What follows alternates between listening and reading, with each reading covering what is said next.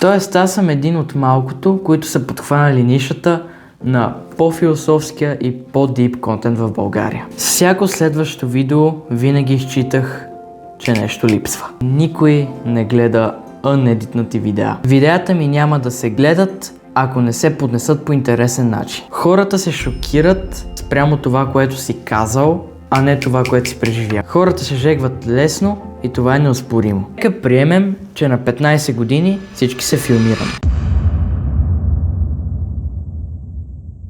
На тинейджърите отива ли им да правят философски контент и да се правят на важни пред останалите?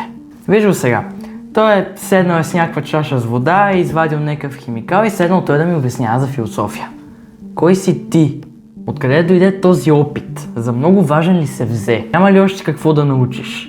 Вие само се филмирате, вие не разсъждавате истински. Седнали с едно телефонче, скролвате ми в TikTok, репостите някакви депресарски видеа и вече големите разбирачи. Така ли е наистина? В днешното видео ще минем през 4 точки, чрез които ще отговорим на въпроса. На тинейджерите отива ли им да правят философски контент или по-скоро се филмират? Дали един тинейджър може да вдлъбне достатъчно в една философска тема, за да я разбере достатъчно? Или за този контент трябва малко повече опит? Let's begin! При хората на моята възраст не съм забелязал наличието на философски контент и не ме разбирайте погрешно, може и да има. Но аз като човек, който е започнал да се интересува от българските underground среди наскоро, не съм забелязал или мои връстници, или хора по-големи от мен да се занимават с философски контент. Много от тях правят много по-различен вид контент, като най-вече са анимации, може понякога да има и драма и коментари видеа, музика и някакви рандъм лапешки видеа, които ми излизат в рекаменеца с по 3 гледания. Пък някои мешат анимациите с коментари също и пак ще прозвуча като някакъв глейзър, но един от примерите е Бапис. Той илюстрира някаква случка чрез анимации, което е буквално анимации и коментари в едно. Хората на моята възраст или малко по-малките от мен доста често се отказват от това да създават съдържание, което е запазило хората, които са го правили от доста време. Най-често класацията се заема от анимациите, защото браншът там е най-силен. Затова ми е доста трудно да посоча тинейджъри, които правят драма и коментари или музика, освен един-двама, защото анимациите са заели бранша. Тоест аз съм един от малкото, които са подхванали нишата на по-философския и по-дип контент в България. Преди се считах за по-различен от останалите и винаги съм имал някакви мисли в главата, които са: хей, аз ще променя българския YouTube, много хора ще замислят върху това, което кажа, аз съм символичен, аз съм едикъв си. Дали бе? Винаги главата ми представяше идеите ми като супер майндбрейкинг, като супер уникални, страхотни, докато реалността не ме удари в главата и осъзнах, че трябва да ги едитвам. Оттам вече все едно има един голям спад в мотивацията ми. С всяко следващо видео винаги изчитах, че нещо липсва. Не както аз исках, защото се получаваха супер сурови видеа, които са добра идея, лошо изпълнение. Натъгъдък ставаха нещата, но никога няма да съжалявам, че поне съм се опитал и всяко следващо видео имаше поне една нотка подобрение. Не е като сега да си губя времето излишно и да правя някакви супер рол видеа без едитване, ама преди бяха по-едитвани. Нещо, което разбрах е, че никой не гледа uneditнати видеа.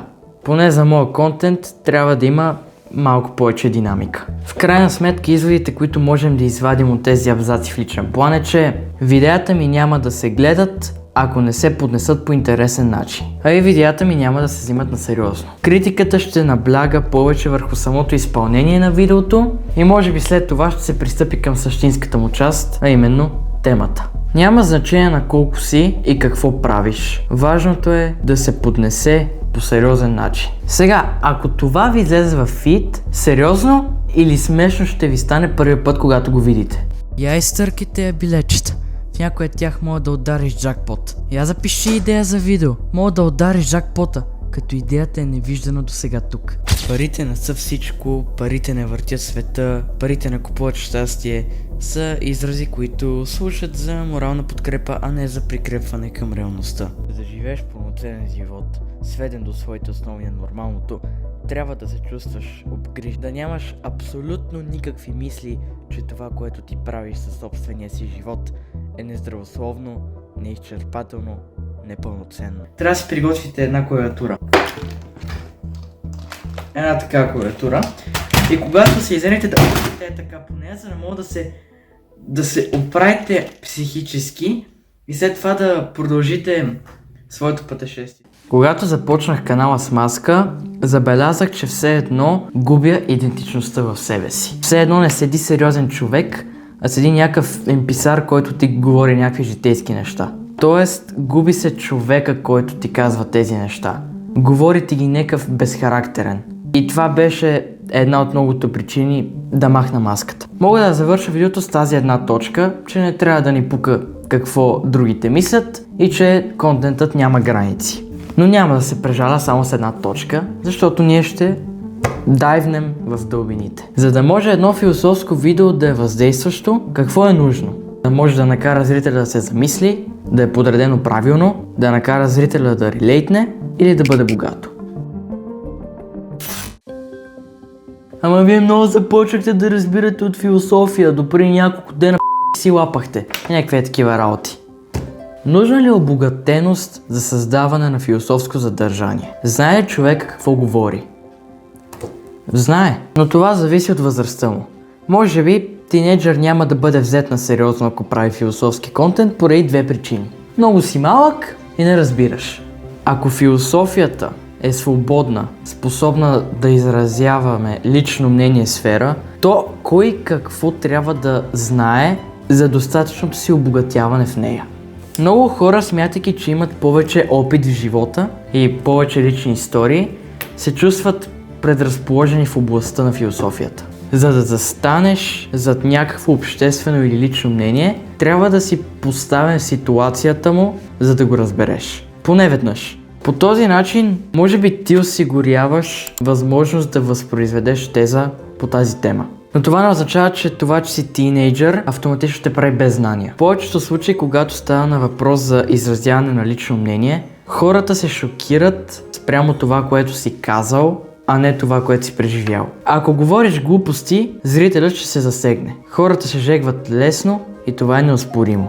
Дори изречението "хората се жегват лесно" ще накара хората да се жегнат. Ако хората не се засягаха, нямаше да има конфликти. Но тук трябва да разграничим общественото мнение с философското.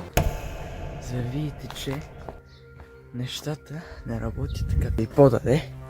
И сега, говорим. Тъй като видеото ще бъде озаглавено от страх. Страхът е нещо, което трябва да се пребори, за да имаме бъдеще на този YouTube канал. Тъй като аз, като човек, който не иска самоличността му да се знае публично, философският контент крие в дербите си нещо много важно. Особено ако си тинейджър. Възрастта определя какво говориш. 100% ще има разлика между вижданията на 15 и вижданията на 33 годишен човек. Пубертетът е пикова възраст, при която вижданията си за света се променят изключително много, ако задълбочиш в него и в себе си като цяло. В един момент представата ти за света може коренно да се измени заради някакво ключово събитие, което се е случило. Но накрая всичко, което си говорил на 15 години, ще бъде грешно спрямо това, което говориш на 33.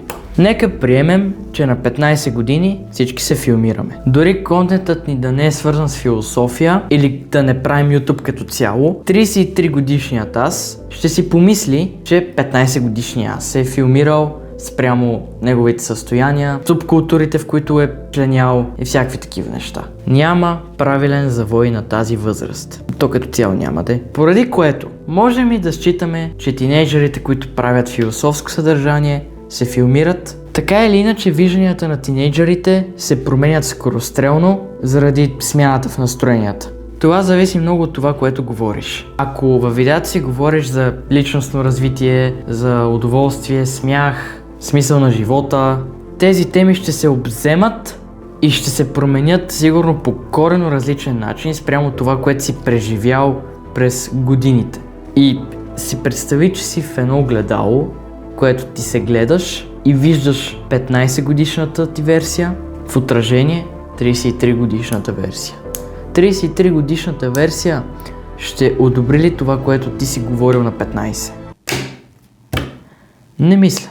Дори говорейки за обществени теми, мозъкът ни напредва и това някой да изразява лично мнение пред теб и това да правим поручвания за нещата, винаги променят мнението ни по какъвто и да е начин. Тоест, ти няма да си със същото мнение, което си сега, след 20 години или по-малко. И след месеци. Ако искаш да влияеш на хора, ако си на 15 години, виж дали те ще вземат на сериозно. Не всеки тинейджър се интересува от този контент и не всеки би те взел на сериозно, когато започнеш да говориш за него. Защото те няма да са достатъчно заинтересувани от това, което казваш. По-скоро те ще се занимават с странични неща, които просто твоят контент ще бъде в зоната на някаква... Вижте бе, той се филмира, той говори глупости. Докато ти ще си се взел напълно на сериозно, което е напълно нормално, разбира се, защото ако не даваш съвети за морал на 15 години, то защо правиш философски контент? Или ако не задълбочиш в темата, то отново, защо правиш философски контент?